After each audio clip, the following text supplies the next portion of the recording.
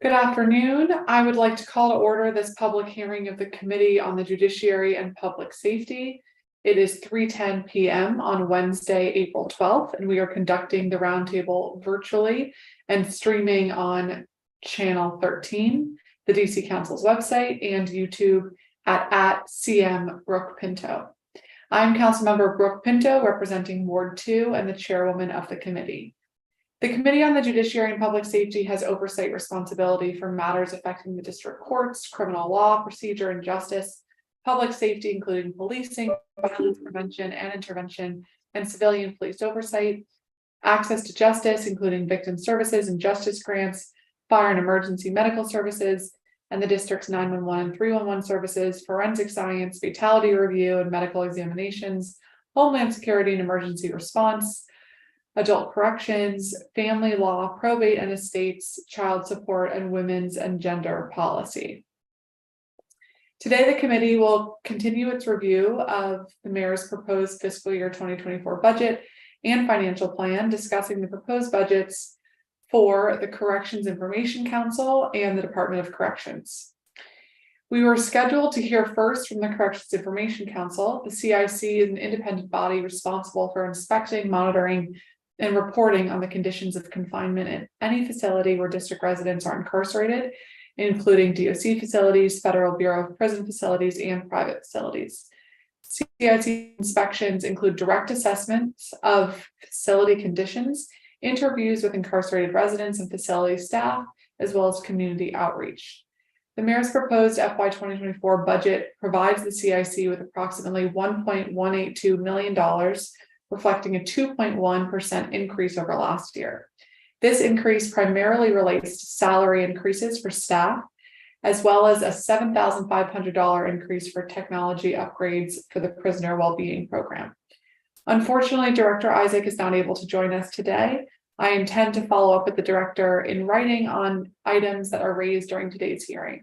The CIC's written responses will also be available on the council's website and the committee's website, which can be accessed at brookepintodc.com/oversight. We will also discuss the budget for the Department of Corrections, or DOC.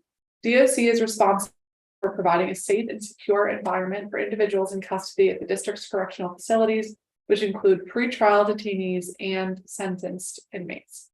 In this role, the department manages DC jail facilities, including the Central Detention Facility and the Correctional Treatment Facility, as well as overseeing the range of programs and services offered to residents at these facilities, including educational, workforce development, and other programs focused on residents' successful reentry following the completion of their sentence.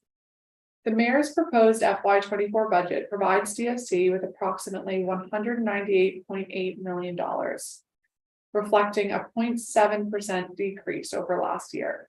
The budget proposal also eliminates 88 FTEs, representing a 6.7% reduction in total FTEs available. Although these eliminated positions are all currently vacant, I am still quite concerned by this reduction in our needed effort to fill these vacancies.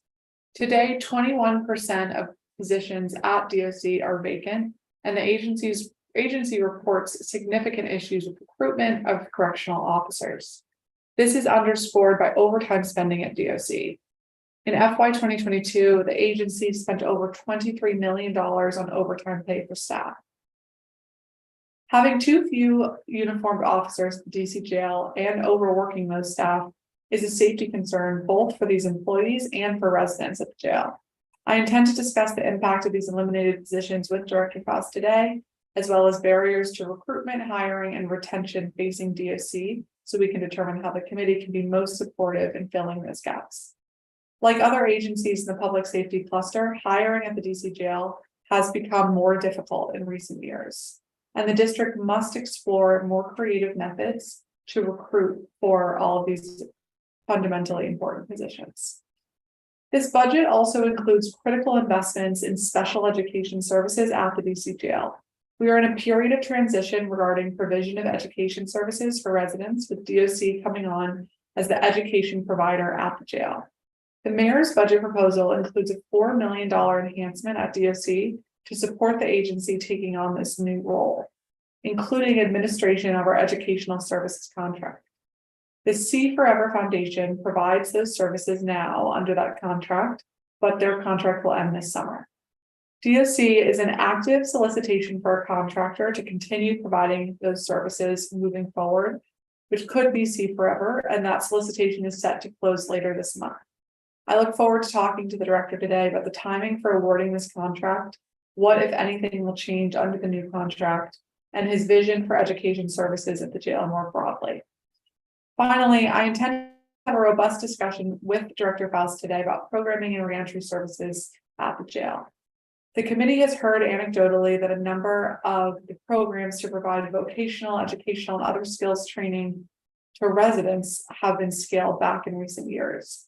And these programs are critical to successful outcomes for residents upon reentry, and we must ensure that these programs are accessible and robust. The same could be said for the supports provided by the Ready Center, which waned during the pandemic. I'm told that DOC is working with DGS on a lease for the Ready Center location and to stand back up critical programmatic offerings. So I'm happy to see progress there. I will be discussing these programs with Director Faust, including his plans for these offerings, not just in FY 2024, but beyond. See if any other colleagues have joined us. All right. So for today's roundtable, we're going to follow the committee's normal practice and hear from public witnesses first, followed by our government witnesses. We'll begin today with our public witnesses for the Corrections Information Council and the Department of Corrections. Public witnesses will have 3 minutes to present their testimony, and those who represent organizations will have 5 minutes. So on our panel, we have Casey Anderson, Policy and Communications Manager, Council for Court Excellence. Melissa Wasser, ACLU of the District of Columbia. Brianna Madison, Howard Law Reentry Clinic. And Javier Ritchie, Howard Law Reentry Clinic. And Dr. Jessica Henderson Boyd, CEO of Unity Healthcare. And I'll give you all a moment to join as panelists. And Casey, I know you had signed up to testify for both agencies today. So if you would like to go at once, we can give you some extra time to make sure you can accommodate both of those views. That would be great. I think I maybe only need like a minute or so extra. I think I was able to combine them and cut it. Okay, great. Thank you. Please go ahead whenever you're ready. Sure. Thank you. Good afternoon, Chairwoman Pinto and members of the committee. My name is Casey Anderson, and I'm the Council for Court Excellence's Policy and Communications Manager. This testimony does not reflect the specific views of or endorsements by any judicial member of CCE. I'm here today to discuss the budgetary investments necessary to ensure responsive, accountable, independent, and transparent oversight at the DC Department of Corrections. My testimony today will include budget recommendations for both the DOC and the Corrections Information Council, but I have submitted testimony to the record for both agencies. The mission of the CIC is a big one, and until the passage of the Corrections Oversight Improvement Omnibus Amendment Act of 2022 in December, its authority and responsibilities were much more limited than one would expect from an agency overseeing both the DOC and select facilities in the BOP. Increased authority and responsibility necessitate increased budgetary investments into the CIC as well as the DOC. In order to ensure full implementation of the Corrections Oversight Improvement Omnibus Amendment Act of 2022, the district must allocate $575,000 between the CIC and the DOC. We request $353,000 to the Corrections Information Council, broken down by $243,000 to hire 2 full-time employee program specialists, $10,000 for non-personnel spending, and $100,000 for a contract with the national policy experts. This funding must be recurring with additional budgetary investments to sustain these positions and contractors, adjusted for cost of living increases and inflation. For the DOC, we request $222,000, broken down by $217,000 for 1 new FTE DOC program analyst and auditor, with this investment being recurring and adjusted for inflation and cost of living expenses, and $5,000 in one-time funding for non-personnel spending. Now, I'd like to talk a little about why fully funding and implementing this legislation is critical to the health and safety of DC's incarcerated residents, the majority of whom are Black, and to the broader community. First, this legislation, for the first time, grants the CIC the right to photograph or video and audio record all areas of the facility that are accessible to incarcerated people. And it requires the DOC notify the agency of any death within 24 hours. This change in particular comes after 8 people died in DOC custody last year. Several of those deaths were not disclosed to the public until months later, and many of the family members of those who died at the DOC are still searching for answers. Expanding the CIC's access to the DOC and allowing the agency to more meaningfully inspect the facilities will increase the quality of information the CIC is able to provide to this committee and to the public. Second, the Corrections Oversight Improvement Omnibus Amendment Act of 2022 will also improve transparency of the CIC and at the DOC by increasing the reporting requirements of the agency from 2 reports a year to 8. Report topics include contracting for and provisions of food services in DOC facilities, an issue I know that you are passionate about, Chairwoman. Use of force by DOC personnel, use of safe cells and segregation in DOC facilities, career readiness and educational programming, among other things.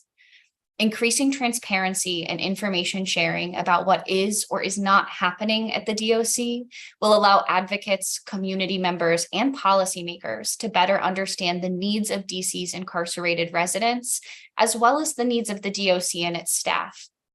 These changes come at a critical time as there is continued and renewed attention on the DOC at both a local and national level.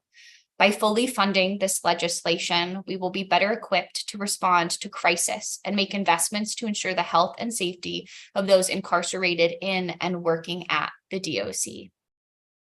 Finally, the legislation also makes several changes that will help the CIC do its work more effectively, something advocates have long wanted to see. The CIC's original governing statute notes that the CIC will meet as necessary, while the Corrections Oversight Improvement Omnibus Amendment Act of 2022 requires the CIC meet quarterly. Additionally, the legislation requires on-site investigations into DOC facilities every 120 days. Previously, there were not any visitation requirements to DOC facilities. The full funding and implementation of the Corrections Oversight Improvement Omnibus Amendment Act of 2022 is a necessary first step to ensuring that the CIC and DOC have the personnel and support necessary to work together and ensure the effective, independent, and transparent oversight at the DOC. While facing a lean budget year, this small investment of $353,000 to the CIC and $222,000 to the DOC has the ability to improve the lives of thousands of DC residents, as well as improve community safety. This concludes my testimony. Thank you for your time, and I look forward to any questions you may have.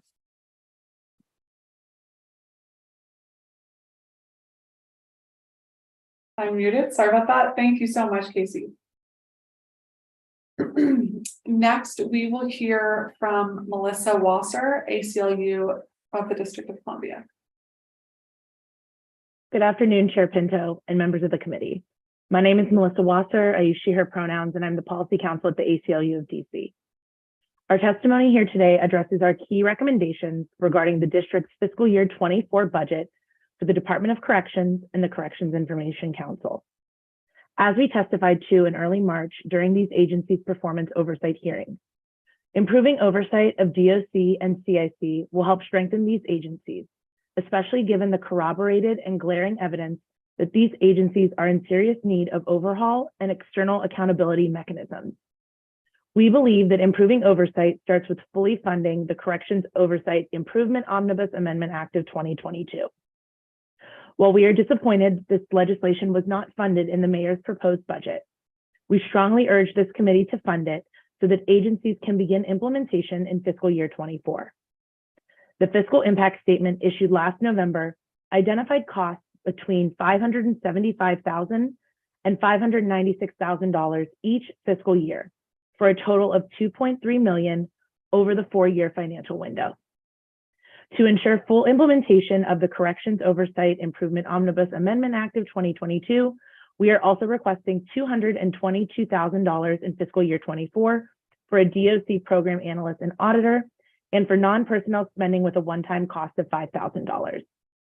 DOC's program analyst will prepare documentation and records for the CIC, and an additional auditor is required to expand the hours when personnel from CIC or the council may inspect DOC facilities, and will be accompanied by an auditor during these inspections. To ensure full implementation, CIC needs at least $353,000 to hire 2 program specialists for non-personnel spending, and $100,000 for a contract for national policy experts that will monitor national policy developments impacting correctional facilities and providing associated training to its staff. Both DOC's and CIC's funds must be recurring, with additional budgetary investments to sustain these positions and contractors adjusted for cost of living increases and inflation.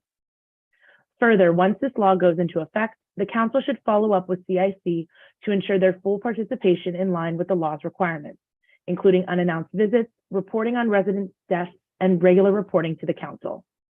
With proper implementation and full funding once this law goes into effect, the CIC can provide meaningful oversight of DOC. As we mentioned to this committee in March, residents inside the DC jail facilities are still being subjected to inhumane living conditions, even after the U.S. Marshals found systemic failures at the jail, including unsanitary living conditions and punitive denial of food and water. Residents lack running water and are being served inedible food in unsanitary conditions, and are experiencing flooding in their showers. These conditions will continue to exist until there's ongoing concrete oversight by the council or the court system that will improve these heinous conditions. During oversight, we also emphasized that residents at the DC jail should not be given a potential death sentence due to a lack of medical care from DOC staff. Either directly or through partner organizations who regularly visit the jail, ACLU of DC has learned of numerous residents at the jail who have serious medical needs that are not being met due to months-long delays in providing necessary medications, necessary equipment, or in taking individuals to doctor's appointments after medical staff has identified the need for these measures. As we have learned firsthand through our own litigation against the DC jail, the jail did not and will not make improvements unless there are court-appointed monitors and inspectors making changes on the ground. We have previously raised concerns about how CIC has handled its oversight role to date. Should the Corrections Omnibus go into effect post-congressional review, it would require CIC to make quarterly unannounced visits to each DOC facility, including the central cell block. It would require DOC to notify CIC of any deaths in its facilities within 24 hours, and would require CIC to produce 8 reports a year on conditions of confinement, implementation of CIC recommendations, food services in DOC facilities, use of force, use of safe cells and segregation, career readiness and educational programming, and prevalence of contraband in DOC facilities and strategies for reduction. Funding 2 program specialist positions for the CIC and a contract for national policy experts will help support CIC's new requirements under this legislation and will help improve oversight of DOC facilities. In its oversight and legislative role, the council has the power to fully fund this legislation and improve oversight at both DOC and CIC. We are ready to work with you and alongside community partners to improve oversight at these agencies and fight for the right of everyone held at the jail to be treated humanely. Thank you for your time, and I look forward to any questions you may have.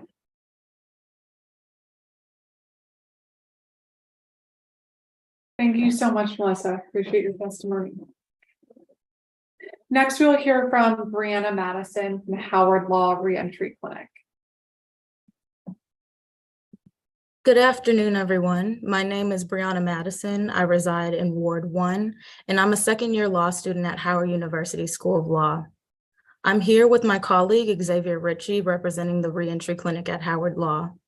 We submitted a written testimony to the committee on funding the Second Chance Act of 2022, and today we're going to be speaking about why this act needs to be funded. So at the Reentry Clinic, we represent DC clients who are interested in getting their records sealed or expunged in the form of filing motions in the interest of justice. A large majority of our clients are dependent on the Second Chance Act of 2022 being funded.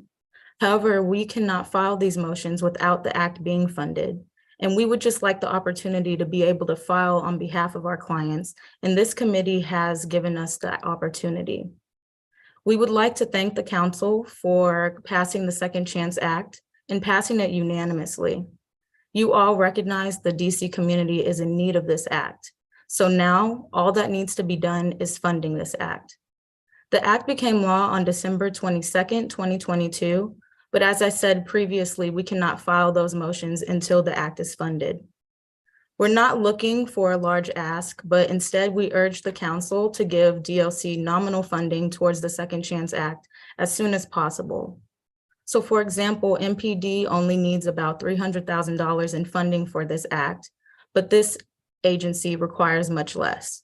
So this means amending the fiscal year 2023 budget and to fund it in the budgets for fiscal years 2024 and 2025. DC residents need the Second Chance Act now. We recently learned that the mayor has not allocated any money for this act until fiscal year 2025, and that puts DC communities in far too much of a delay.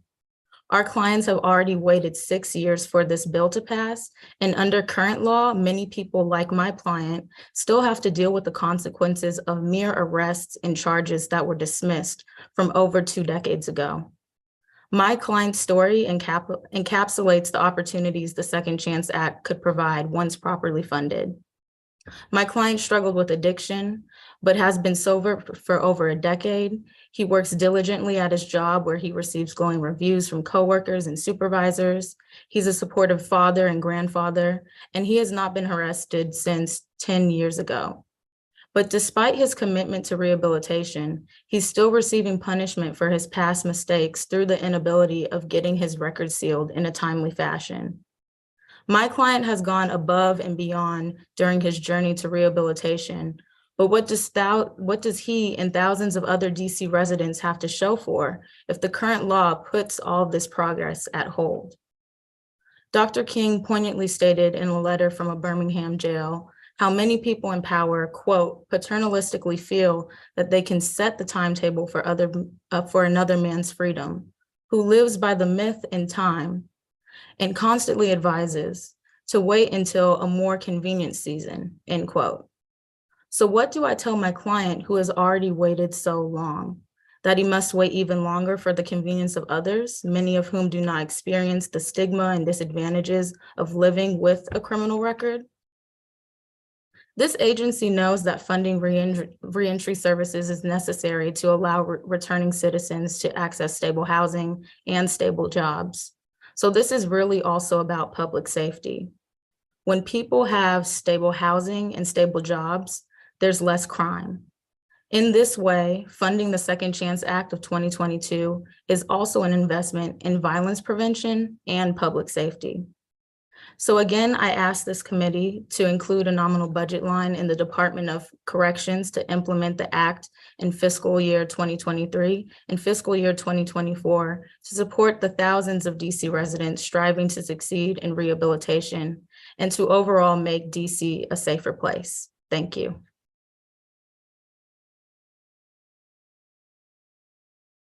Thank you so much, Brianna. Next and last on this panel, we will hear from Javier Ritchie, also from the Howard Law Reentry Clinic. Good afternoon, Chairperson Brooke Pinto, members of the Committee on the Judiciary and Public Safety.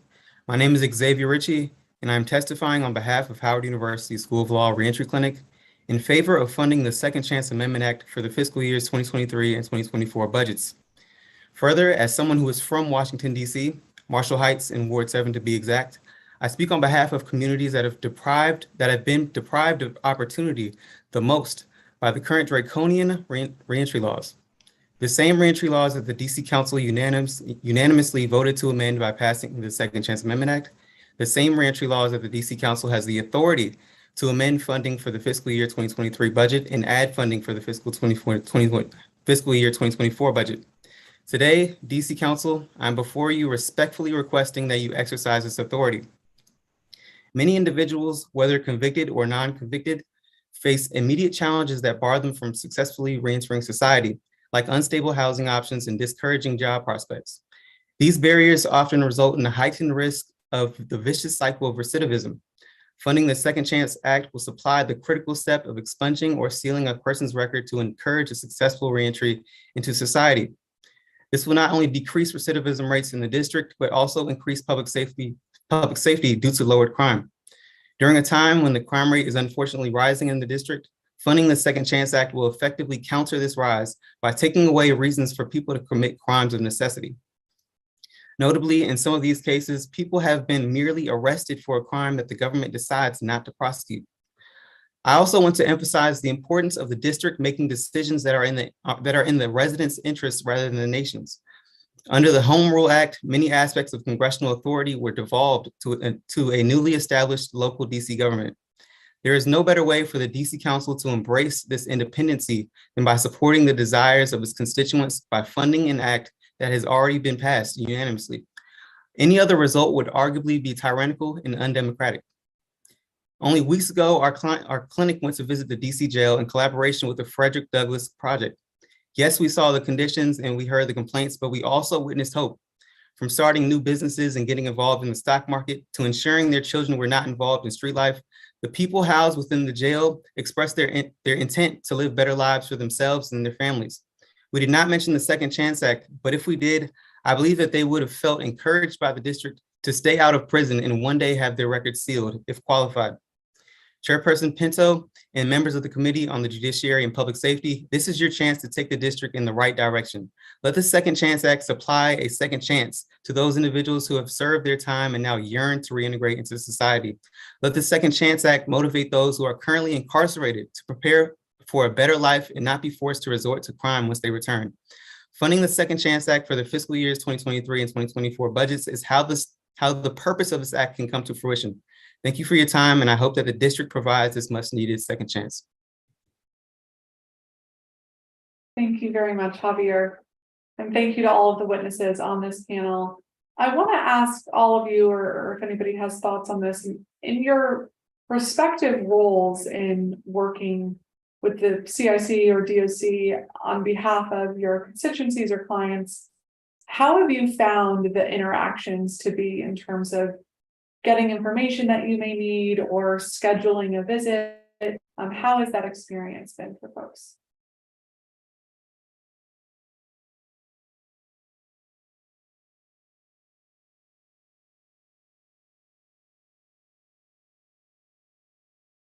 So I can't necessarily speak about sort of like scheduling a visit or getting information, but I can sort of relay some of the sentiments that CCE has heard from advocates over the years about the CIC, which is that it has the potential to be a really important player and oversight body in the district for the DOC.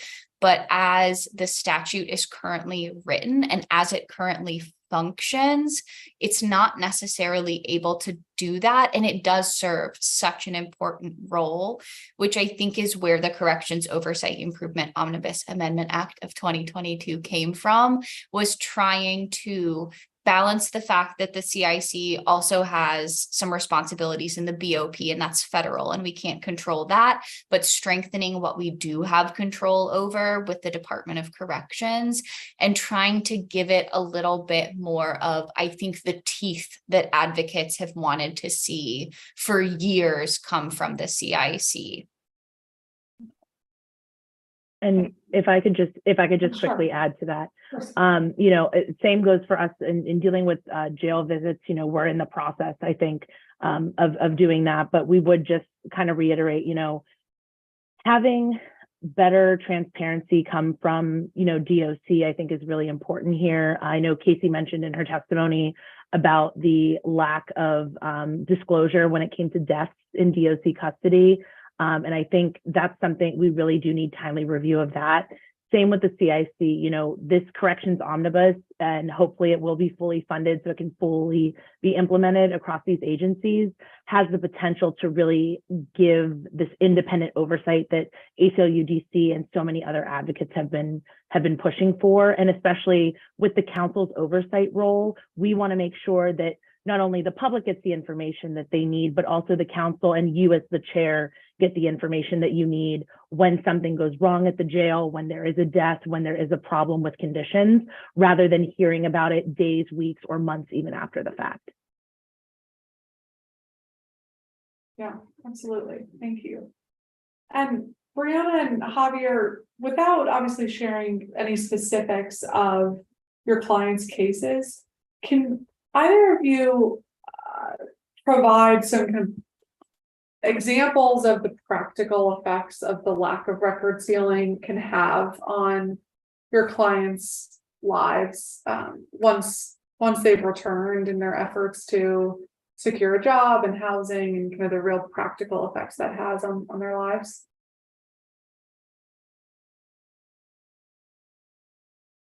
Yeah, so with my client, he's just prevented from accessing better opportunities with jobs. He's been at his current job for a very long time, and as I stated in my testimony, has glowing reviews from his employers and supervisors.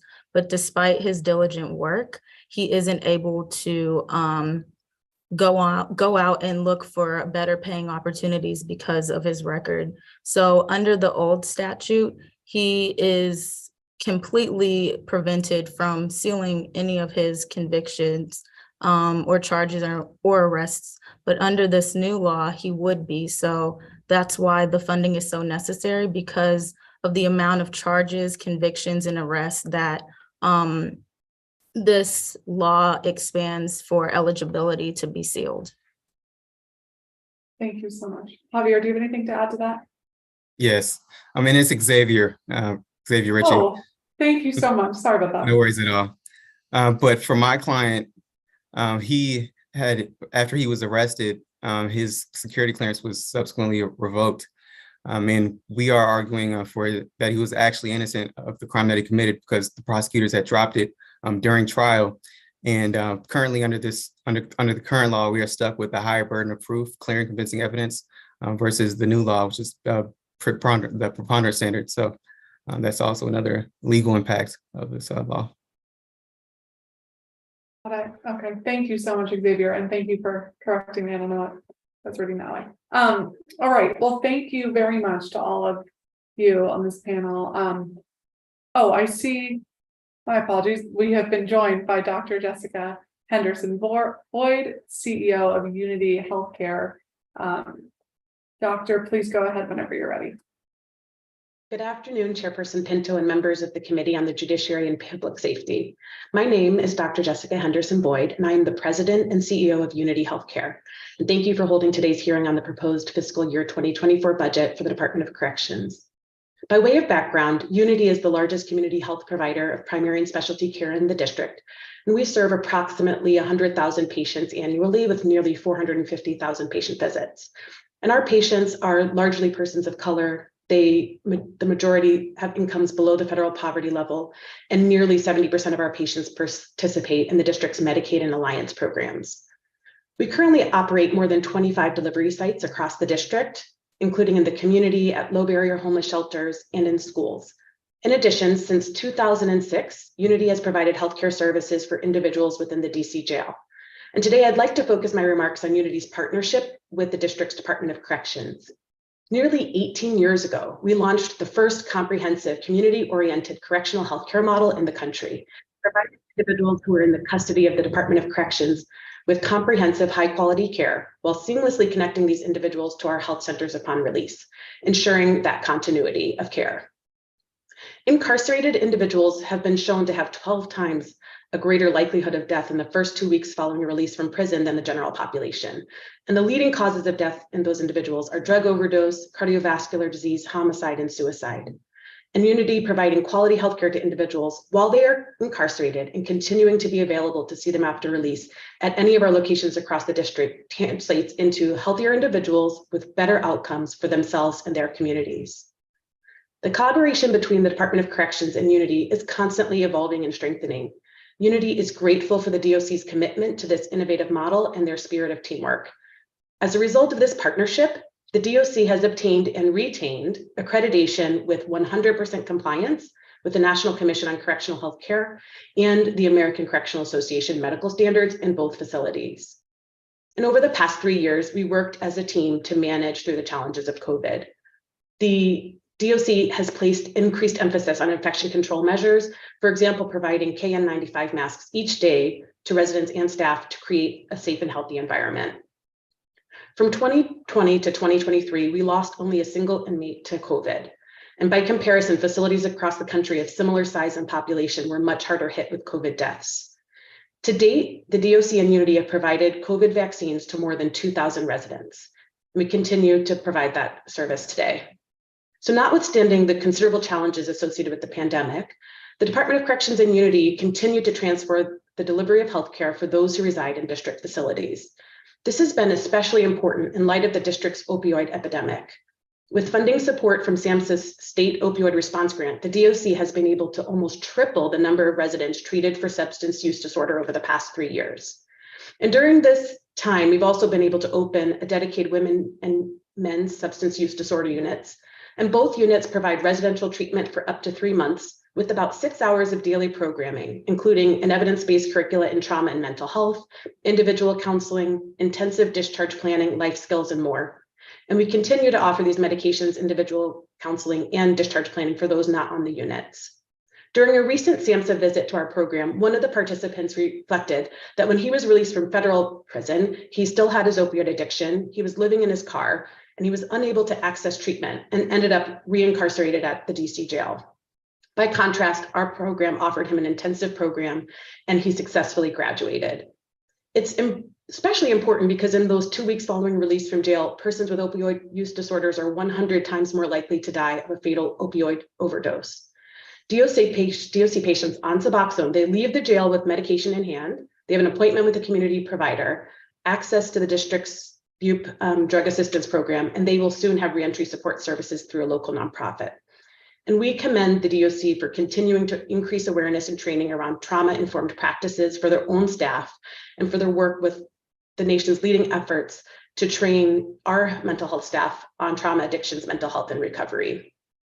We've also been working for our patients with severe mental illness to have access to expanded medication offerings, such as long-acting injectable antipsychotics. And this is really important to help with those disruptions in care. The National Commission on Correctional Health Care was impressed last year that a jail was offering a mental health formulary comparable to the community's Medicaid drug formulary. And lastly, the district is estimated to have the highest hepatitis C prevalence in the country, particularly among Black residents. And in September 2019, the DOC supported Unity adding Hep C to our innovative panel of routine intake screenings. And we've screened over 8,000 residents for hepatitis C, detecting about 220 active cases. To date, every patient we have fully treated for hepatitis C has been cured. So to be sure, the type of high quality patient-centered care Unity provides at the DOC would not be possible without the ongoing support, collaboration, and oversight provided by DOC leadership. So thank you very much for the opportunity to testify, and I would be happy to answer any questions. Thank you so much, Dr. Boyd, and thank you for the work that you do. I'm curious about how you all, if you do, access information or data about residents who may be most in need of your services, or how that kind of initial interaction goes to determine who you can provide healthcare to. I think that there are a few channels for which to understand which patients need high risk and need additional care. One is that the residents can request care themselves, right, through the sick care process, and they have lots of mechanisms to be able to request care. The second is, I think, in partnership with the DOC, being able to look at the data and information in the health information system and identify who's at risk because of their health outcomes or for known risk factors. I'd say the third is really the intake process. And we are very proud of the innovative process so that we're identifying illnesses, whether it be COVID or sexually transmitted infections or chronic diseases at intake. And I would say I'm especially proud. I was reviewing the data last week. When we look at the control of diabetes in our patients, it is significantly higher than the community. And I think it really stands to that screening when people come in and access to healthcare that may actually be more difficult when they're in other settings in the city. Interesting. Okay, thank you so much. Are there any other kind of major budget related issues on your mind as we look at the budget in the work that you do? I think, we support the DOC and the budget that they've put forward. I would say we support as much staffing support as they can have. We've noticed that the ability to provide movement for residents to healthcare services is really critical. And we've done a great job partnering during the shortages of COVID, but I would just echo our support for the staffing requests of Director Faust to make sure that the facility can operate in the safest way possible. Great.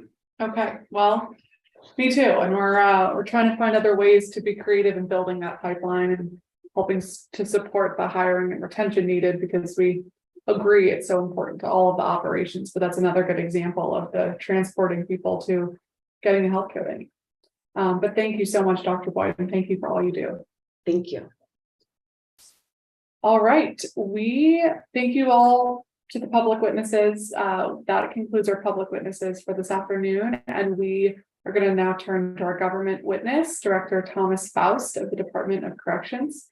Welcome. And as you know, Director Faust, it's the tradition of this committee to swear in all government witnesses. So if I can ask you to do that now, and if you have anybody else on your team who may be providing testimony or answers, if you could take yourselves off mute and raise your right hands as well. Do you swear or affirm under penalty of law that the testimony you're about to provide before the Council of the District of Columbia and this committee is the truth, the whole truth, and nothing but the truth? I do. Thank you all. All right. Well, Director, please go ahead and make any opening statement that you may have. Thank you. Let me just make sure you can hear me okay. Okay. Thank you. Good afternoon, Chairperson Pinto and members of the Committee on the Judiciary and Public Safety. I am Tom Faust, Director of the DC Department of Corrections. And joining me this afternoon are two of my deputy directors, Jacqueline Williams and Michelle Wilson, along with Special Assistant Giselle Ponder and our agency fiscal officer, Anthony Norman. This FY24 budget proposal continues to build on the recovery budget, which Mayor Bowser put forward to bolster core city services, improve the experience of residents and businesses interacting with the district government, and provide greater opportunity for residents to learn, grow, and thrive. I want to begin by thanking Mayor Bowser for her ongoing commitment to public safety and for supporting the Department of Corrections with this budget that includes increased capital funding for a new jail facility, which we're all very excited about. Next, I want to thank the committed and hardworking uniformed and civilian staff of the DOC. They continue to provide those in custody with safe and secure housing, healthcare, mental health and substance abuse treatment, education, workforce development, and reentry programming, while serving the agency and community with pride, passion, and professionalism in caring for human lives. Today and every day, I applaud them for continuing to soar, even through the toughest of times. As you know, DOC operates a large urban jail system with an average daily population of approximately 1,350 inmates. This includes pretrial detainees, sentence misdemeanants, sentence felons, and parole violators.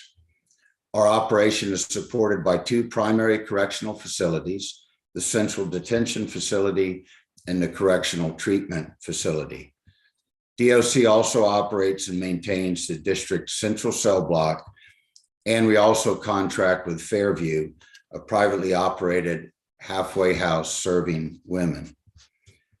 Mayor Bowser has allocated a FY24 total gross operating budget of $198,786,175 for DOC, which is a 0.7% decrease from the FY23 budget. This budget supports 1,231 FTEs, consisting of 948 uniformed correctional officers and 283 non-uniform positions. The budget is composed of $181 million in local funds, $17.2 million in special purpose revenue, and $500,000 in federal funds. Mayor Bowser's FY24 budget continued the investment of $12 million in capital funds in FY24 and $289.5 million in the 6-year plan that will be used to address the new jail annexes, design, planning, and construction, and also emergency power projects. The DOC is made up of 4 divisions that include agency fiscal operations, agency management, inmate services, and inmate custody. The proposed budget distribution within those divisions is as follows. Agency fiscal operations, $2.1 million, or approximately 1% of the total budget. Agency management, $30.8 million, or approximately 15% of the total budget. Jail resident services, $63.9 million, or approximately 32% of the total budget. And custody services, $102.1 million, or approximately 51% of the total budget. DOC, like every other agency, must tighten its belt moving forward. Pandemic relief federal funding has ended, and our downtown has not fully rebounded from the pressures related to the global pandemic. I am confident as DOC continues to look at efficiencies in operations and resource management internally, that the budget will allow us to maintain and also enhance services. This, along with other reasons, is why, as one example, we have streamlined our communications contract down to a single provider. By doing this, the partner was able to offer a 1-to-1 tablet to resident ratio with our tablets. These tablets afford residents the opportunity to have more contact with family by centralizing the phone, texts, and video texts visits through a personally designed device. These devices also offer entertainment such as movies, books, games, and radio, as well as academic and career education, law and religious libraries, and health and wellness resources. In looking at practices in other jurisdictions that we visited, our staff recently toured facilities offering similar options with each resident having a tablet. They report dramatically reduced infractions and the lessening of other negative behaviors, making for a much more positive overall environment. I'm very happy and pleased to say that we had our rollout this past Monday of this week to roll out the 1-to-1 distribution of tablets within our facilities, and that we are now really just one of just a handful of local correctional jail systems around the country to have 1-to-1 ratio of tablets to residents. Additionally, we still maintain our educational tablets and have seen an increase in programmatic involvement during the past 12 months. Features on those tablets have been streamlined to assist staff with distribution for live classes, vocational credits, and entertainment. We're also continuing to develop partnerships with other educational outlets through our educational tablet program, and engaging and broadening community and volunteer partnerships to provide more in-person services to residents. In an effort to keep our facilities as safe as possible, and expand connectivity to virtual programs and services, we are embarking on a Wi-Fi project that will expand Wi-Fi reach within our facilities. New technology offered in correctional environments and observed as best practices in other facilities requires a robust Wi-Fi system in order for the technology to work as intended. This $1.2 million investment will allow us to increase coverage for institutional purposes while giving us the baseline to introduce other investments that maximize efficiency and increase security and program capabilities within our facilities. Our commitment to providing educational services remains unwavering, even in a challenged financial space. We will provide services to our entering resident students with IEPs through the assistance of a third party in FY24. It should be noted that our graduating class last summer was the largest class in recent memory, with 15 residents successfully completing. Their success speaks directly to personal perseverance and the willingness of our partners and staff to prepare these students for release and successful reintegration. We look forward to building on that success at the conclusion of this academic year and into fiscal year 24.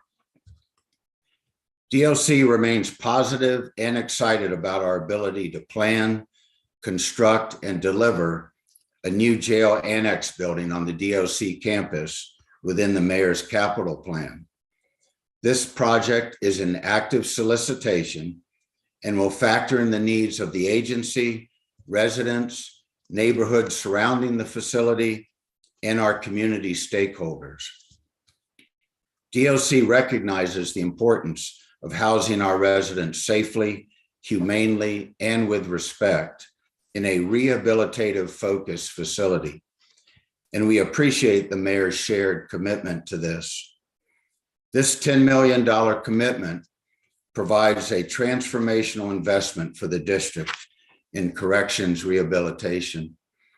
The mayor's budget also supports the emergency power project, centered on supporting the CTF in times of commercial disruption.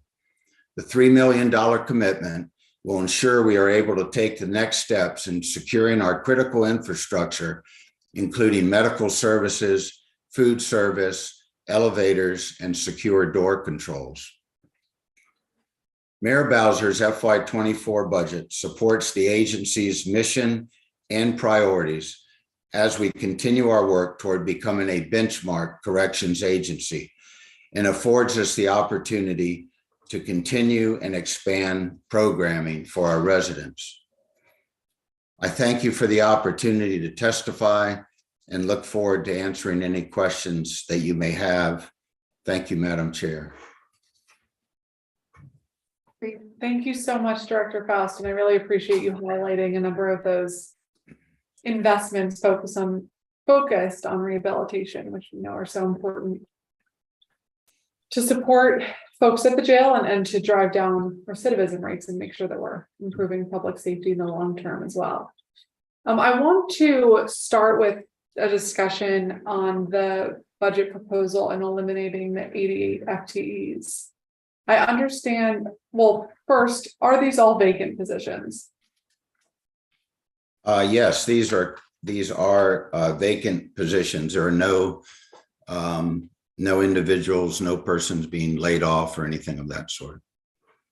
Okay, and I understand that agencies across the board saw a similar vacancy cut in order to use some of those cost savings for other pressing needs right now. But I'm really worried that in a time when you all are already having some hiring and retention challenges and understaffing, the agency reports a vacancy rate of 21%, mostly among uniformed officers. And I think we need more correctional officers to support your efforts. And after eliminating these positions, how many more vacant correctional officer positions remain in your budget to be filled? And what are we going to do about the understaffing challenges? Well, the other, first off, and let me answer it in several ways. Number one, very positively, our population is significantly down over the last several years from what it was in past years, let's say pre-COVID, and in many years also before that.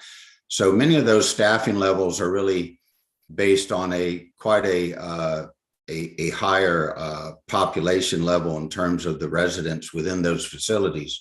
We're currently averaging around between 1,300 to 1,350, I believe, total in both facilities. And the populations I've seen just for this week are running even lower, around 1,280 or so, I believe, which is great. And anything that we've looked at in terms right now, in terms of projections, I do feel that population will stay pretty steady.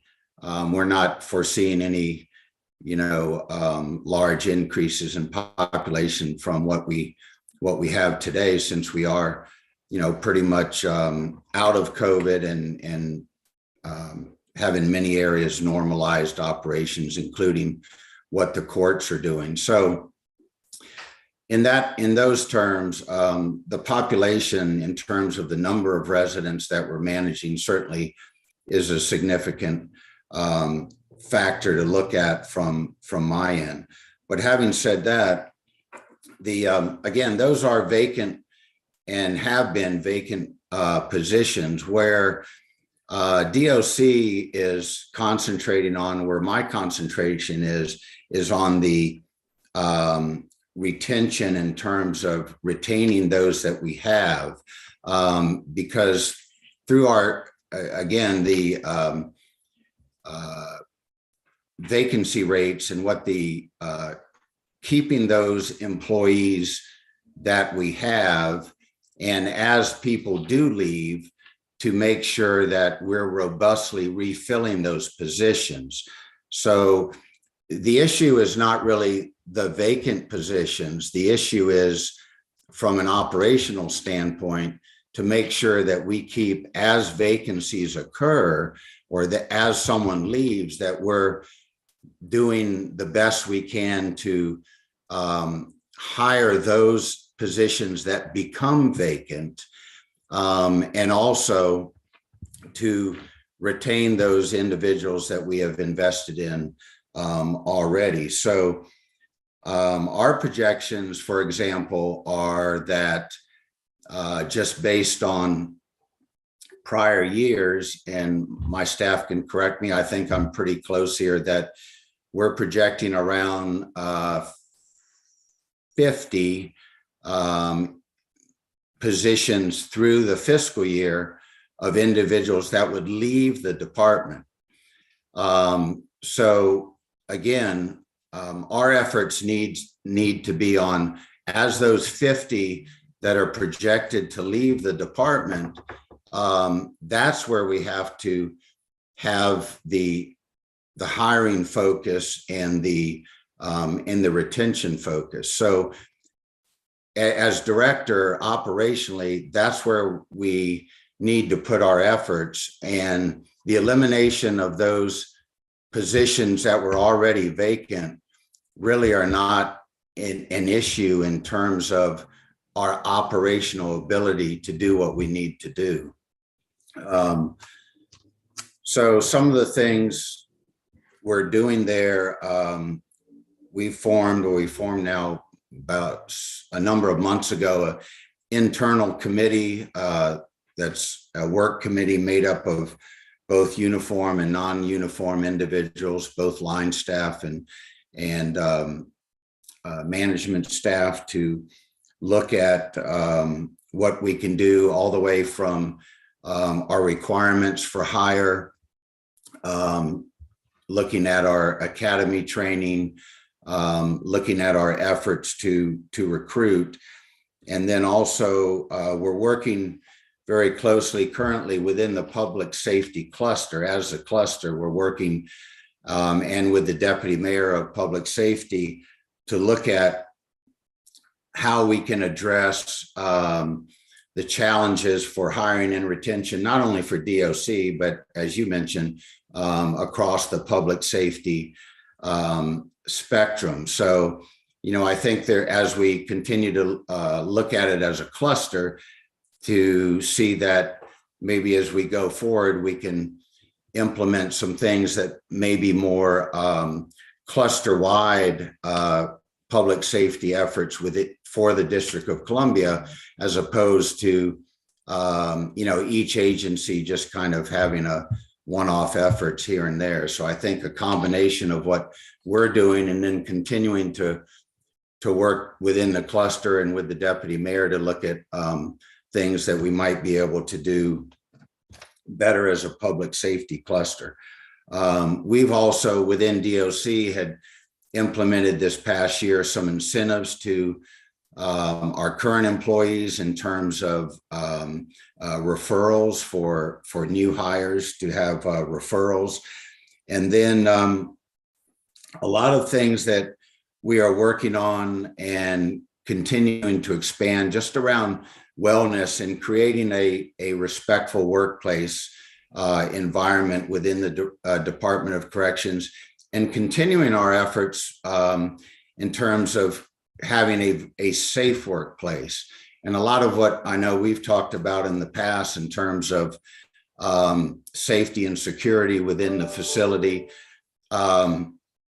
is very important, not only for the residents and not only for us to have strong programming capabilities to first have a safe and secure facility, but also very important to the staff that we're creating a safe work environment for them, and also a work environment that recognizes the great work that they do day in and day out. And just an example, and they're small things, but they continue to, it's very important that what we're working on is we have to create a better atmosphere of appreciation for what our staff do day in and day out. And as an example, some of the things we've done just recently, we're having 4 shifts, special luncheons and special themed meals where the shifts, as they come in, we are providing special events for them, special recognitions for them. We're posting recognitions on our website, which we did just recently, and putting out on social media recognition for particular staff, be it for life-saving or other types of activities that they have done. So it's all around creating a work environment, a respectful work environment for the staff that we have. So our efforts, where I need to gear my efforts, are to make sure as those anticipated 50 or so vacancies come up during the year, that we have to do an excellent job on both ends and a better job on both ends on 2 areas. 1, retaining more of those individuals, and 2, for those individuals that do move on for a number of various reasons, that we have a pipeline to attract more individuals to come work for the district and come work for the Department of Corrections. And thank you for all that. I think those are a lot of good examples of interventions that we need to make. How many staff positions do you think is the appropriate number if fully staffed up? If we're fully staffed up, the numbers that we have now, and again, if we can fill those positions that as they become from a retention standpoint, that as people leave, that we can fill those positions. We have a sufficient staff numbers right now. But what is that number? Let me see. We're at, I'll ask one of my staff. I believe it's about 900 and some corrections. Can my staff give me the exact number on uniformed and non-uniform? The current number of uniform staff, excuse me, the current Yes. number of uniform staff that we have right now is 948. I'll speak. As of April 6th, we have current filled 751 COs and 283 non-COs for a total of 1,034. Sorry, you cut off at the end. I heard that 751 are filled. Correct. Filled is 751 COs, non-COs is 283 for a total of 1034. We have, well, Okay, and that's I need to correct that. We have 948. I think he's saying what's might be filled right now. We have for FY24, we're looking at 948 uniform correctional officer positions and 283 non-uniform positions for a total of 1,231 FTEs. And that number allows us as DOC to not only continue our current level of services, but to continue to expand in those areas that that we are targeting in terms of programming in other areas. But if there are 21% vacancy, if the vacancy rate's at 21%, are you suggesting that that's not a problem, that the current staffing level is actually sufficient to meet the need? No, I'm not.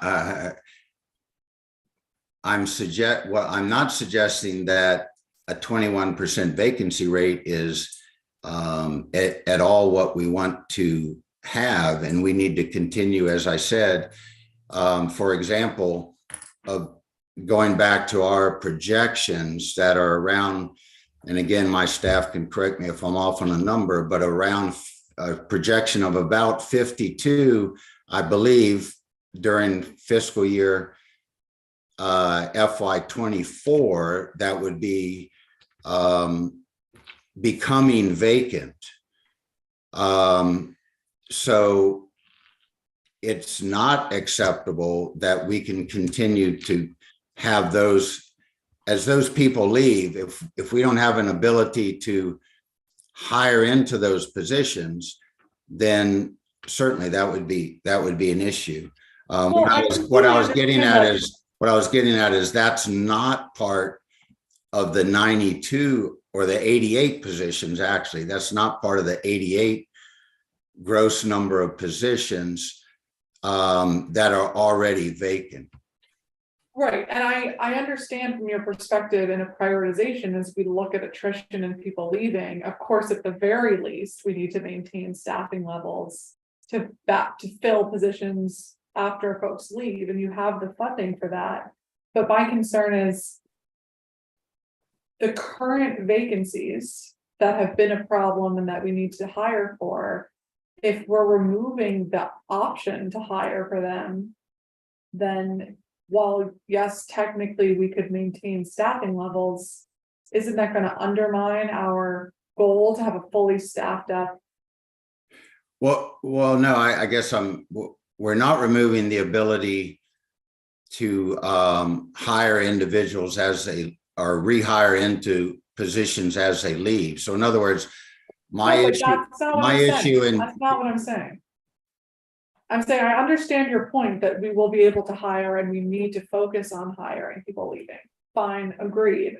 But we have a staffing challenge now that we have 21% vacancies. And if we're removing all the vacant positions, just because they're vacant now doesn't mean we don't need to add more staffing. I mean, even the doctor from Unity was talking about that she supported your budget, but maybe it would be helpful to have more folks transport folks to medical services. Like I hear this all the time about more staff. I hear it from staff that they want more staff. There's so much overtime spending. So right, and I'm very cognizant and sensitive to that. And the reason we're hearing that is, again, because we need to be filling those positions that of individuals when they are leaving out of the department. That's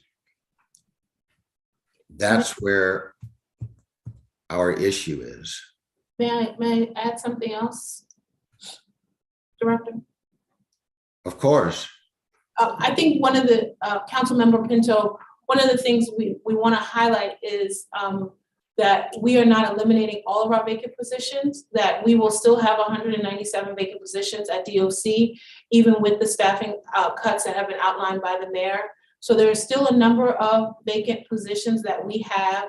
And if we are presented, and I think in line with what the director is saying, is that our primary goal is to, again, retain the employees that we have and to lower our attrition rate and hire to cover the employees that we're currently losing. But if we did get the ability to hire, or if there was such a large applicant pool that came in and wanted to work for DOC and work as a correctional officer, we still have the available positions. The mayor's budget still allows us positions to fill if we reach that point. So there are still 197 vacant positions even after the cut that has been outlined by the mayor's office. And those are the positions, I was probably not doing a great job, but those are the positions I'm trying to say that is making where, you know, staff are the overtime issue and the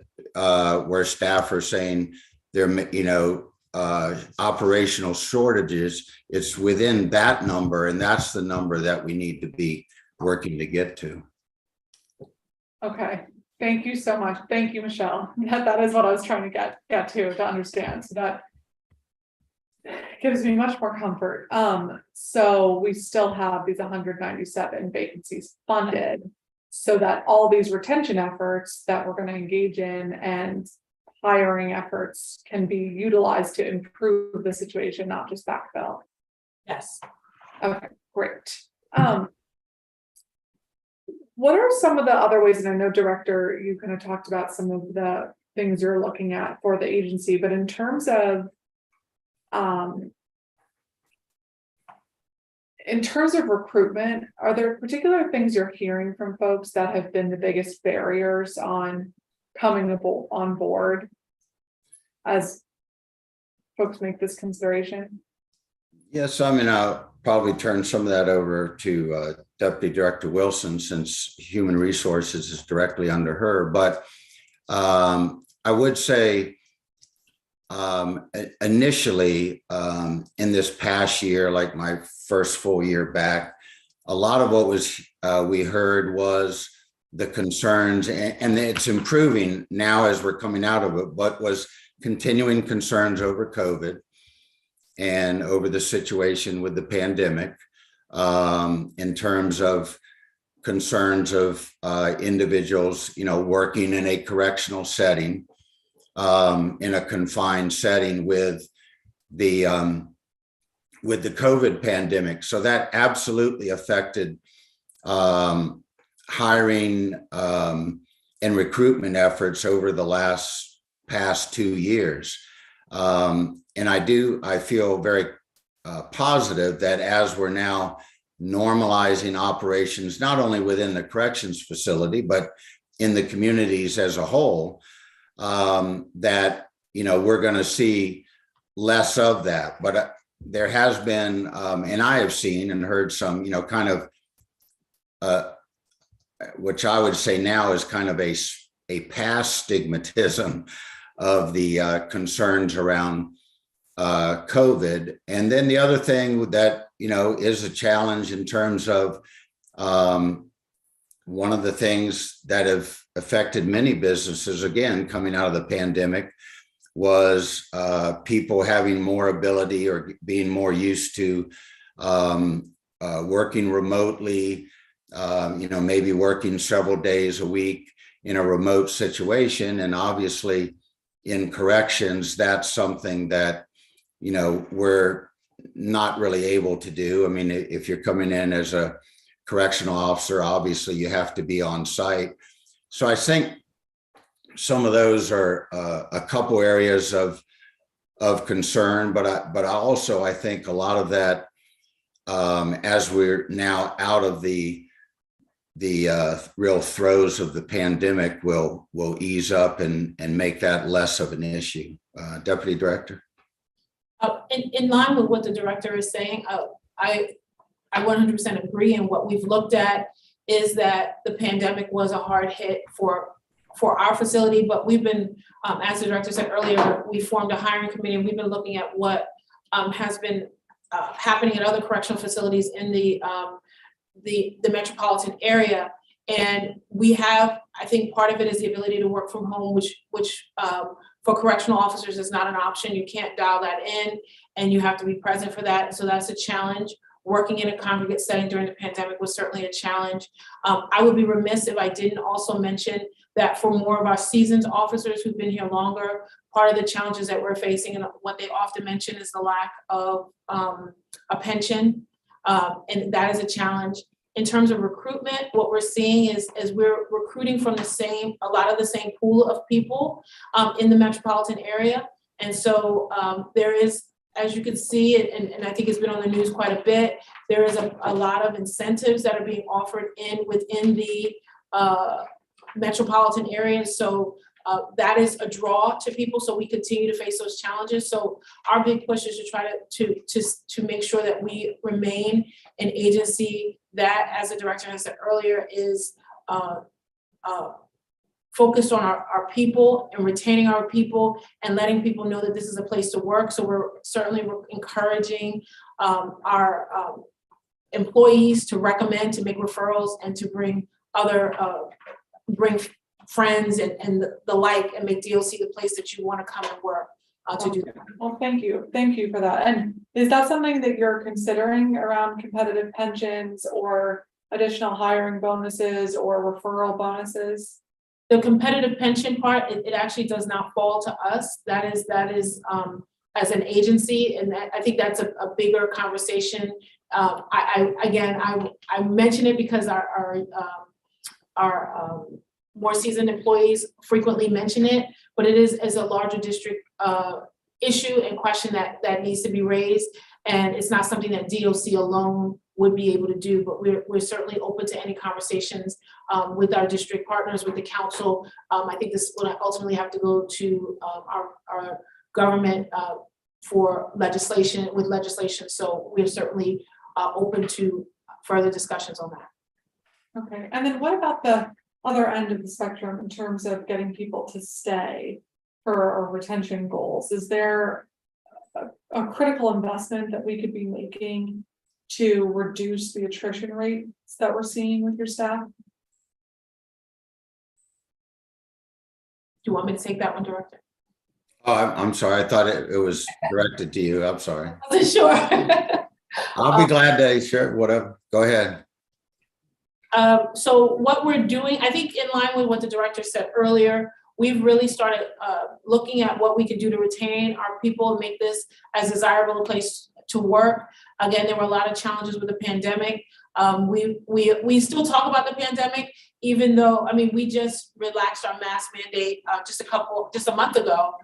Looking at Giselle's date, but yeah, it was early March that we just relaxed our mask mandate within the facility. So we're still very much coming out of the pandemic. So we're trying to do a lot of engagement with our employees.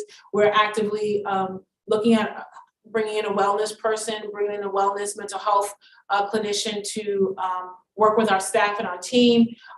Also looking things that we can do to provide support to our employees in terms of creating greater support and making this a desirable place to work is one of our main goals. Great. Well, thank you so much. And the committee is here to support your efforts in that regard. So let's turn to talk about education services at the DC jail. I'm very pleased to see the $4 million investment to support special education of youth ages 18 to 21 in your care.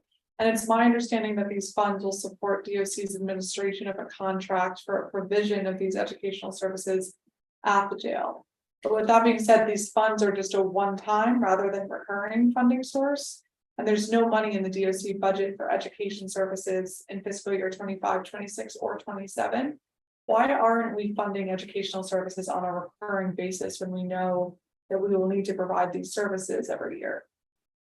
Well, first, I mean, so you are correct. The educational services, they're currently in solicitation for those services. I believe the solicitation closes on the 21st of this month, 21st of April.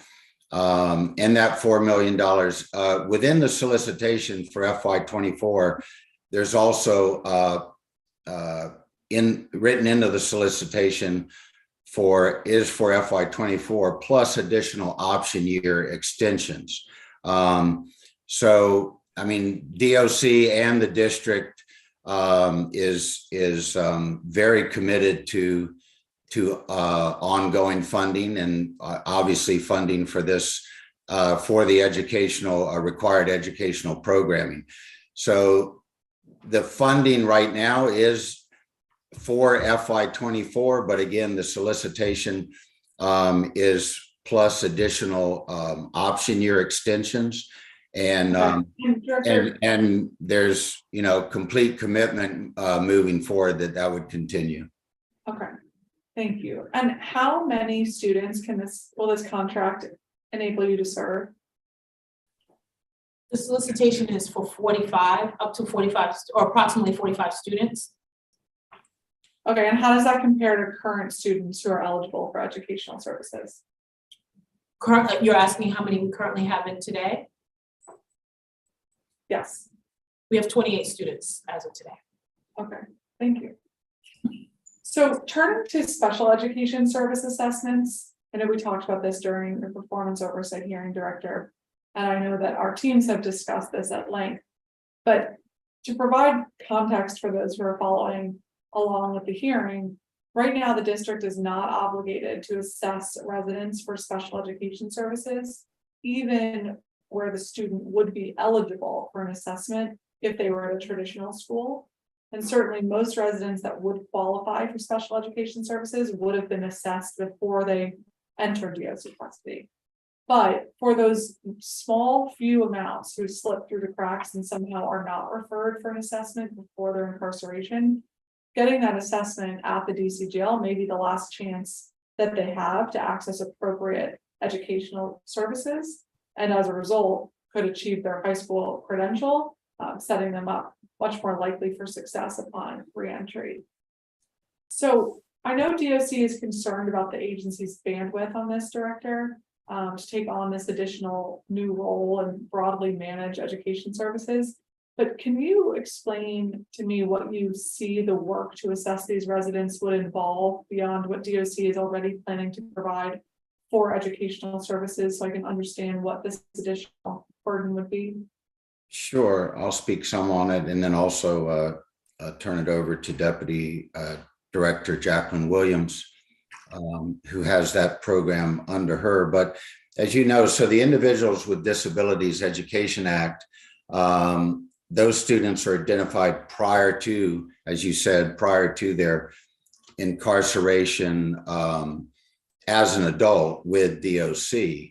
So it does not apply to young adults, 18 to 21 that are not assessed and identified and don't have an IEP prior to their incarceration. So one of the things there, we as DOC, because we also have, you had mentioned about providing high school diplomas.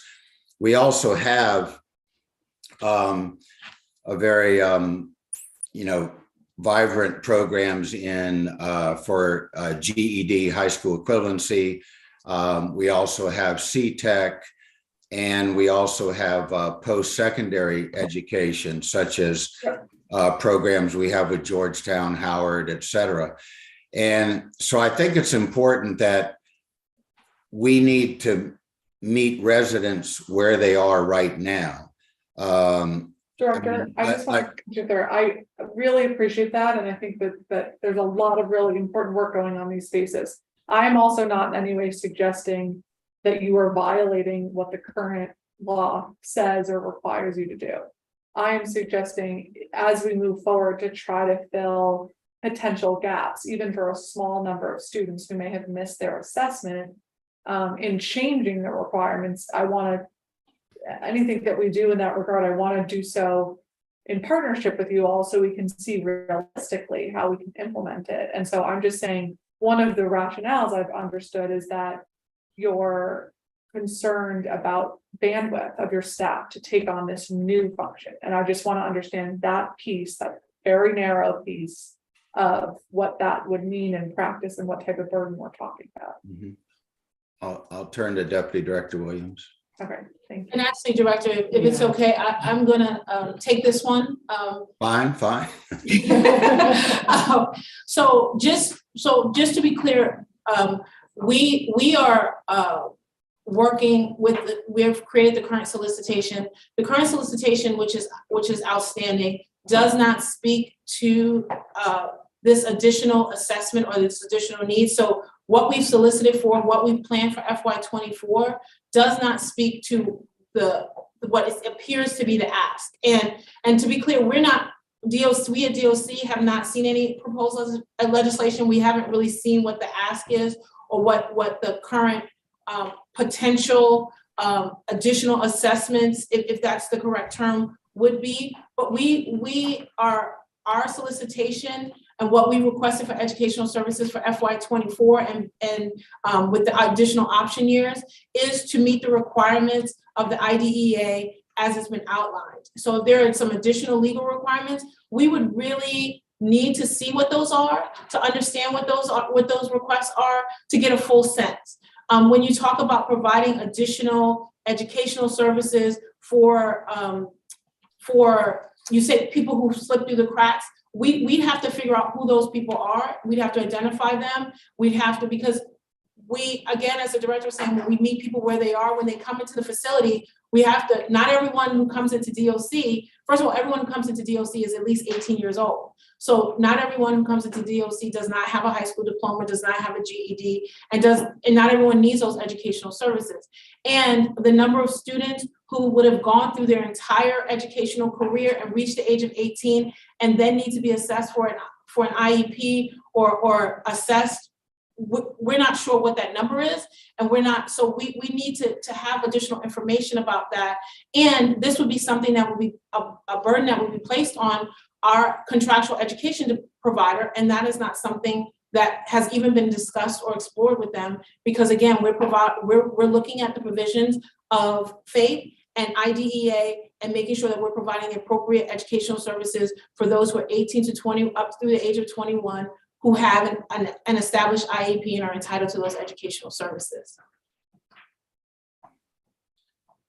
And I would say we continue to work very closely with OSSI, with the Deputy Mayor of Education, and with Students in Care of DC.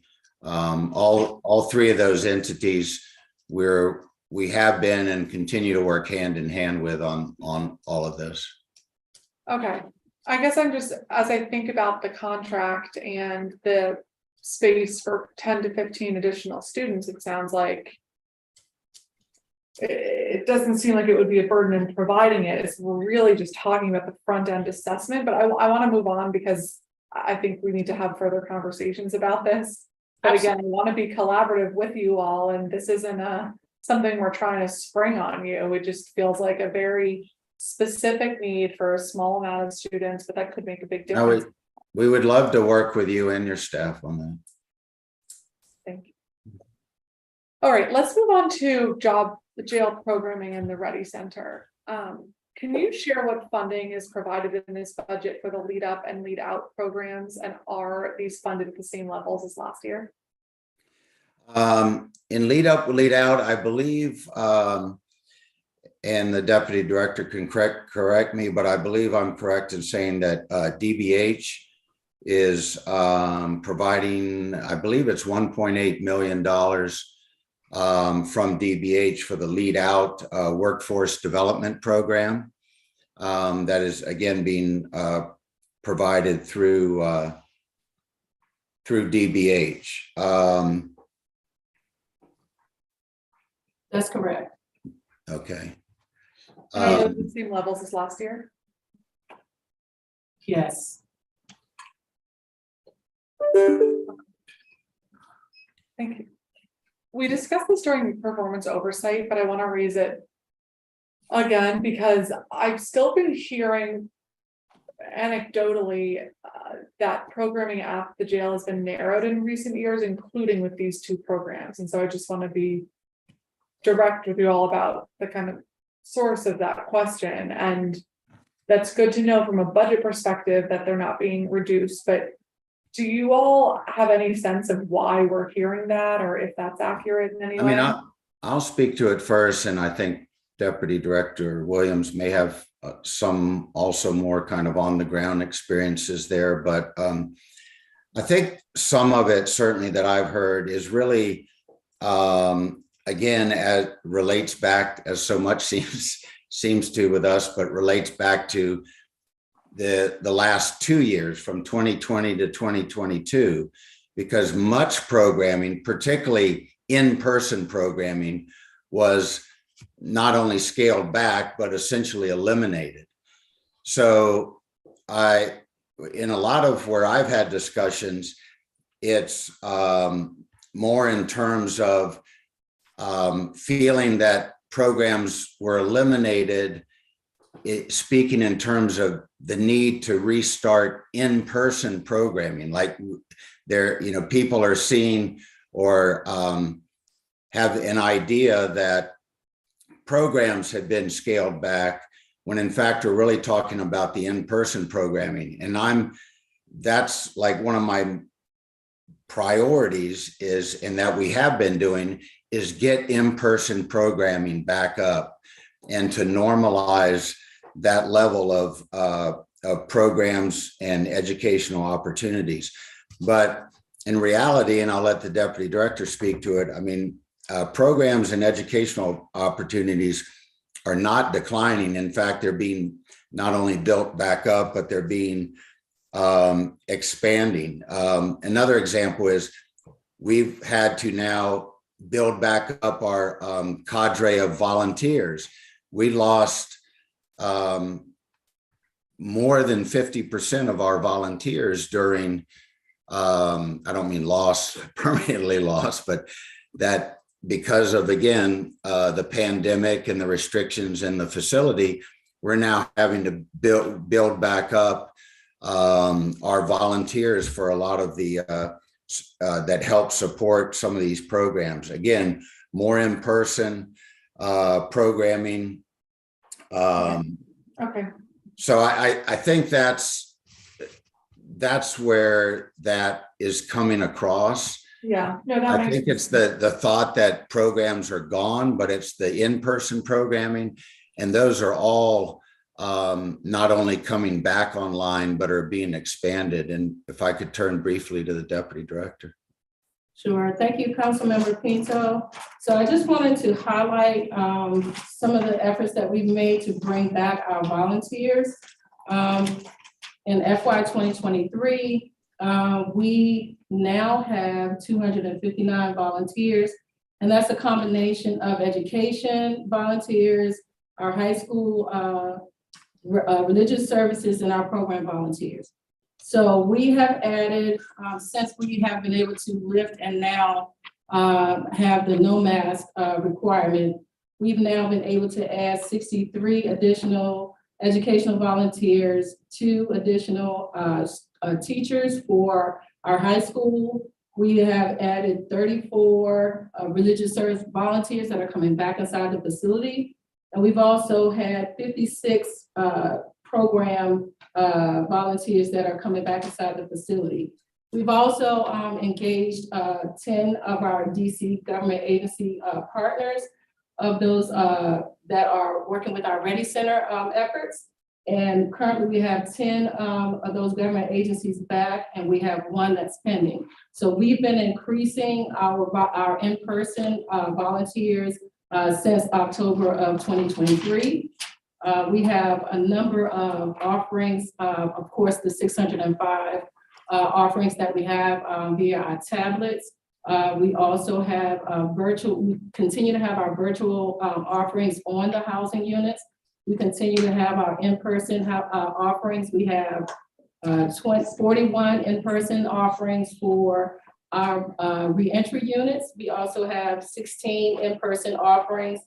We have 36 in-person offerings for our women's units. And these are volunteers that have now come back inside the facility, both partners that we had previous COVID and those who are new partners for the agency. So we are working towards that. Also for our Lead Up, Lead Out program, we have expanded that. We were working with just one unit. We now have 4 units that's involved with our Lead Up, Lead Out program. For FY 21 and 22, we had 33 participants total for our Lead Out program. We have had 3 cohorts since February of 2023. We now have currently 43 persons that are enrolled in our Lead Up, Lead Out program. Of those, 15 are slated to start this Tuesday, April the 18th. Okay, thank you so much. I appreciate that extra context. I understand that you've hired a consultant director to assess programs offered to residents and provide recommendations on these programs long-term. Who is the consultant and what's the final deliverable that they're going to be producing?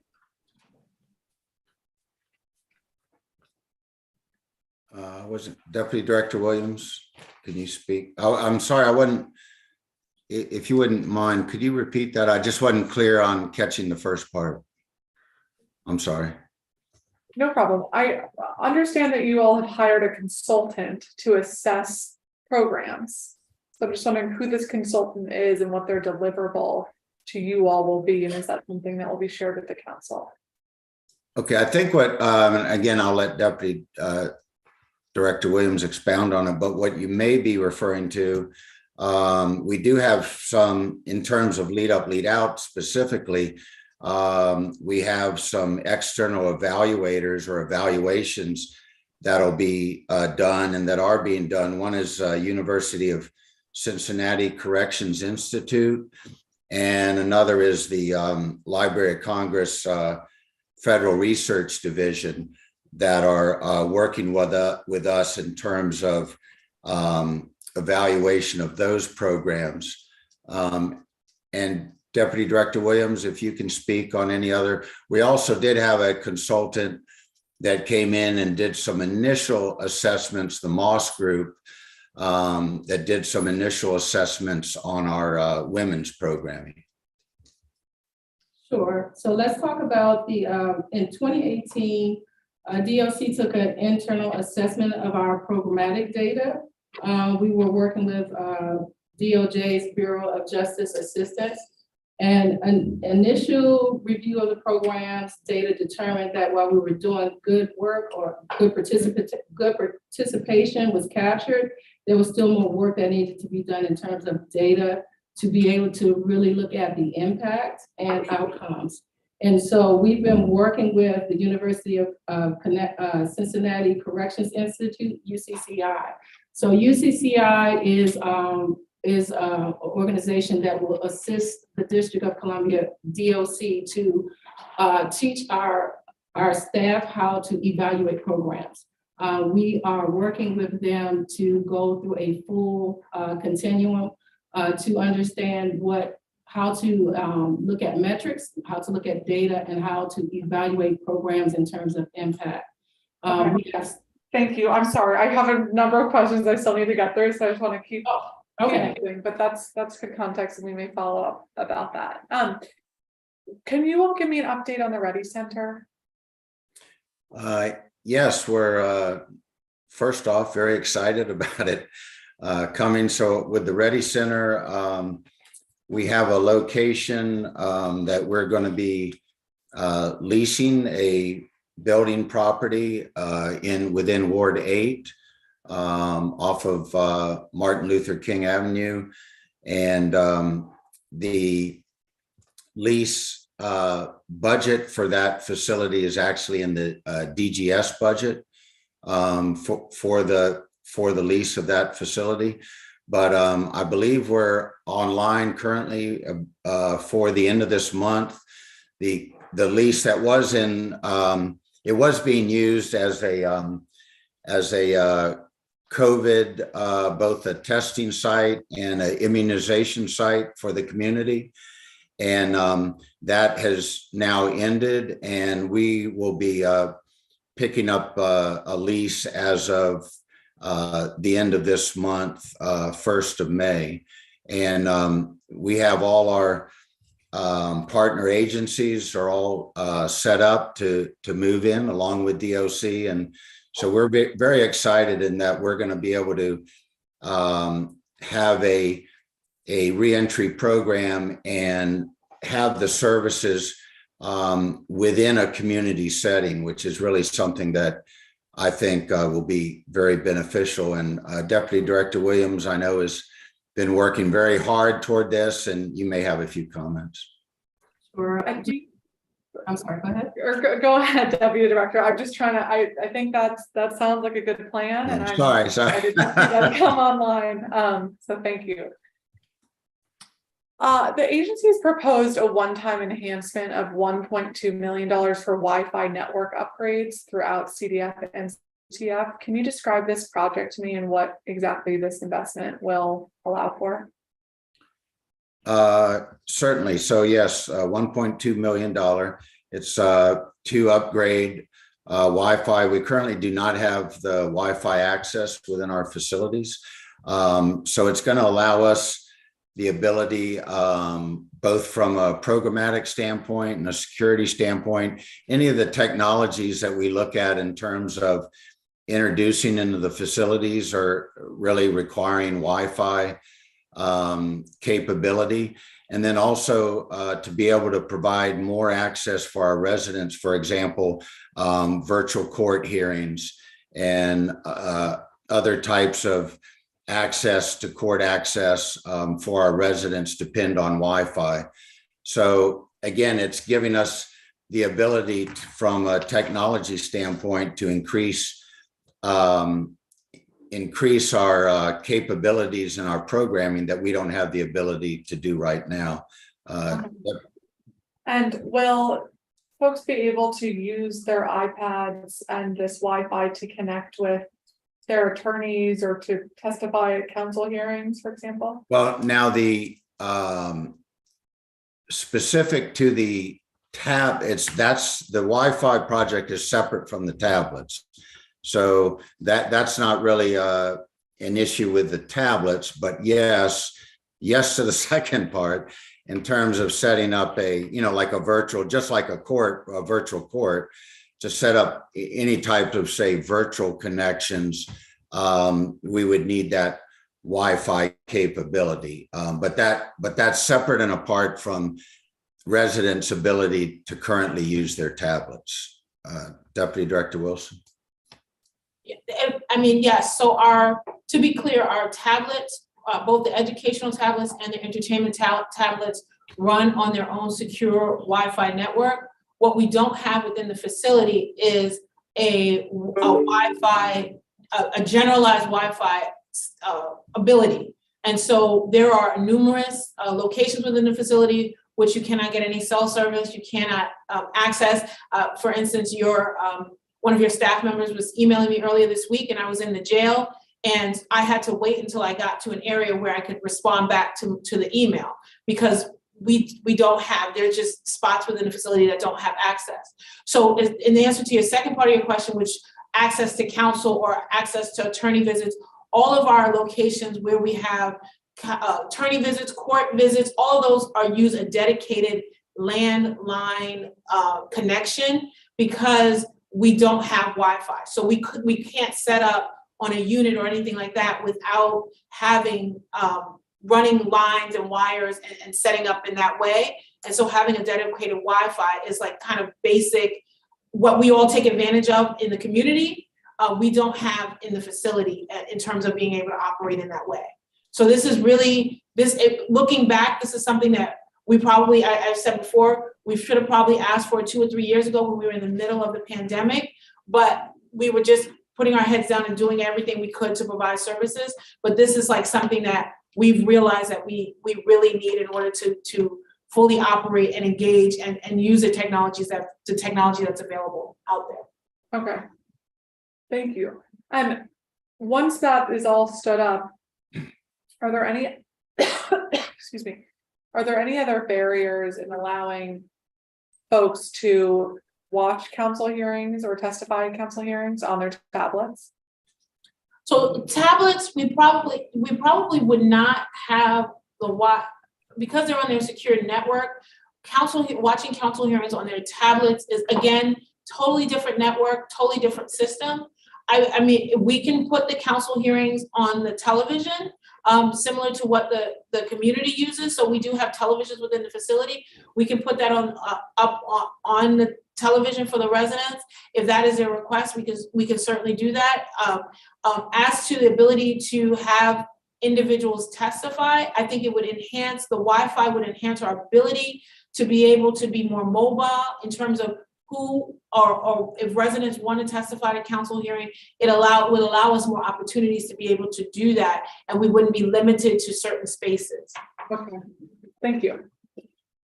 So the budget includes a reduction of $2.2 million for savings under the inmate healthcare contract. It's my understanding that will not affect services, but reflects a reduction in costs due to a reduction in population at the jail. Is that correct? Correct. It affects no level of services in medical care. Okay, but then for the food services contract, why is that contract set to increase?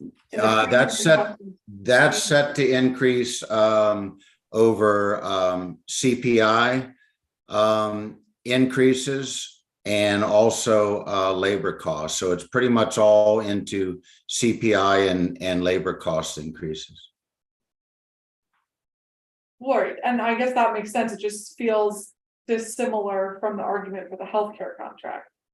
The healthcare contract says, okay, we're going down because we have fewer people to serve. Actually, with food contract, the more people you have to serve, the cheaper per price it goes. So if you're serving 1,000 residents, the per meal cost is cheaper than if you were serving 500 residents.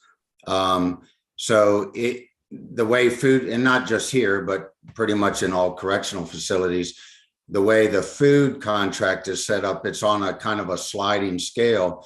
So actually the cost per meal increases as population decreases.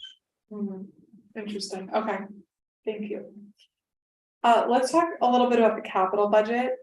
So you proposed striking the full FY 2024 allotment, $1 million for each, the CTF general renovation project and the project for general renovations at DOC facilities.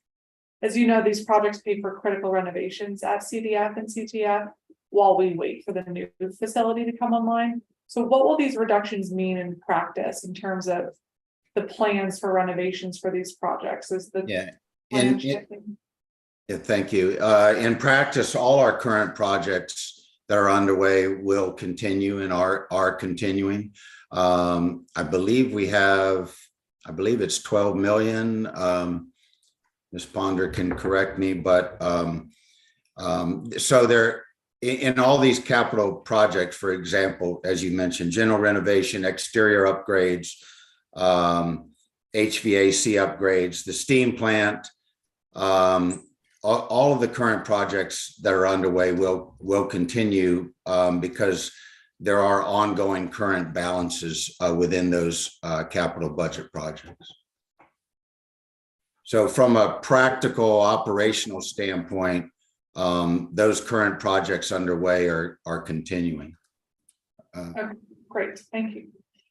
I'm pleased to see that the funding for the new jail facility has been accelerated here with $10 million in funds allocated in FY 2024. What does this mean for the project timeline? When will the new facility come online and when will CDF be closed? The project timeline, well, let me try to answer. I can't, number one, I can't give you a specific date at this point. We are finishing the first part of the solicitation for the jail planning consulting firm. And then as part of that, when that firm comes on board, which will be just within a matter of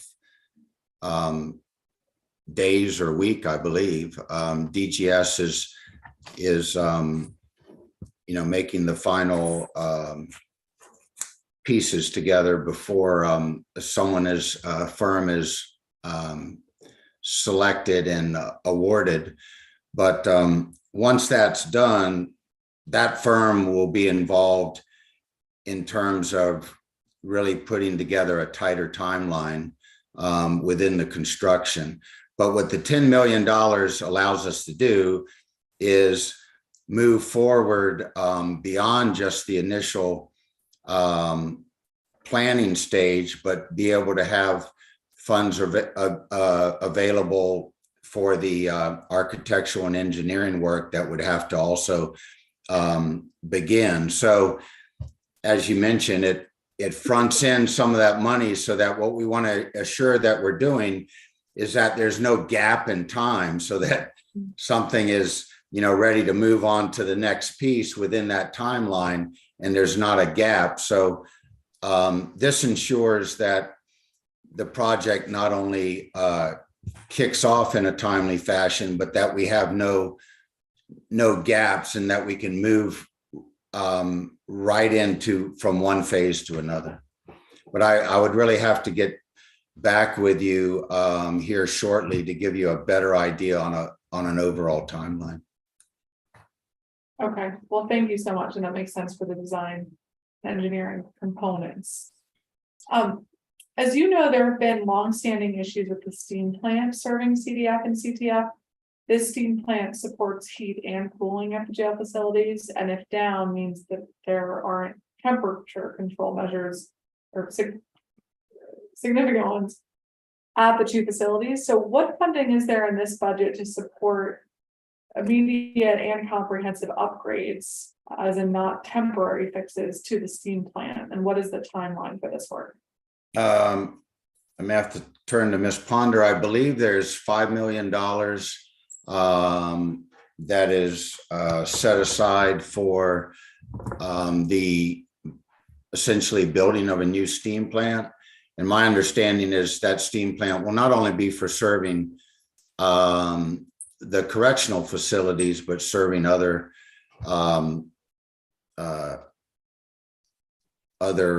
locations within that area.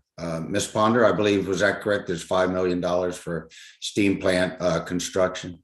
Yes, sir. There's a $5 million of available balance that is still available. So the total project value was estimated to be about $23 million.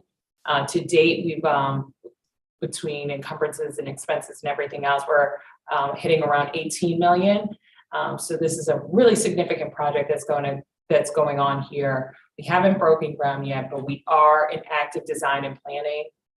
And so the 5.2 that we're talking about is what's remaining to cover other costs that we think that we'll probably incur on the way through, or through that final construction phase of implementation. And so we're pretty confident that we will get to the finish line with our existing funding. And this is for a new plant. This is for a new steam plant. Any repairs to the existing steam plant would be in DGS's budget, and would not be. We're not responsible for the current steam plant. We're building a new steam plant, which would help alleviate a lot of the issues that we're having. Thank you. Deputy Director, you read my mind. That's what I was just trying to confirm. Okay, so this is a new standalone steam plant, so the issues with heat and cooling will be rectified once this project is complete, we think? Yeah, cooling is not related to the steam plant. Yeah, this is just steam plant would be heat, hot water, heat. Oh yeah, heat and hot water. Cooling, we are working on replacing air handlers and chillers and we're set to begin turning on the air shortly. So I think so we're okay right now with the issues, any issues related to cooling. We are in a transition period right now in terms of the weather. But this is really related to the heat. The steam plant relates to the heat and the hot water. Okay, thank you so much. So with the additional 5.2 that says gets you where you need to go, do we have an updated timeline on when that project will break ground and be completed? I believe in our last conversations about it, we are looking to break ground by the end of this calendar year. Okay. Yeah. So we're still in active solicitation for design build for the boiler plant. So active solicitation can get us anywhere from the next 30 to 90 days. So once everything is selected, then we would be moving towards the construction period. So that could proactively put us at the end of the calendar year. For the construction groundbreaking or construction being completed? Oh, groundbreaking. Okay, and do we have a range-ish of how long these projects seem to take? I won't have a range until I get a bid, until we have a complete bid. Okay. Well, thank you for that update. That's good to hear. All right, well, that concludes my questions for you, Director, and thank you so much to you and your team and all of your staff who do extremely challenging work every day, and I really appreciate all of the responsiveness to our team as we work through this budget and try to help support some of the programming that you're doing and address some of the staffing needs that I'm really concerned about, to make sure you all have the resources you need to get staffed up appropriately. So thank you very much. And I want to give you a chance if you have any closing thoughts or want to mention something that we didn't have a chance to. Thank you. I appreciate your support, and thank you to your staff for working with us and working with DOC and working through a lot of the questions and issues around the budget and operations. And we look forward to continue to work with them. Thank you. Thanks so much, Director.